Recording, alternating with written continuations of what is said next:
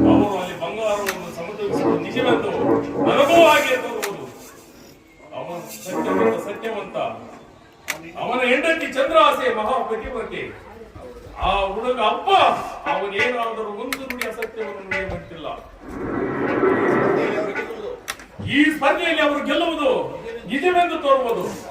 ಆಗಲಿ, ಈಗ ನಾನು ಅಗೋಚರನಾಗಿ ಹೋಗಿ ತಕ್ಕಡಿಯ ದಾರವನ್ನು ಹಿಡಿದು ನಿಲ್ಲುವನು. ಹೇಗೆ ಬಂಗಾರವನ್ನು ಸಮತೋಲಿಸುವರು ನಾನು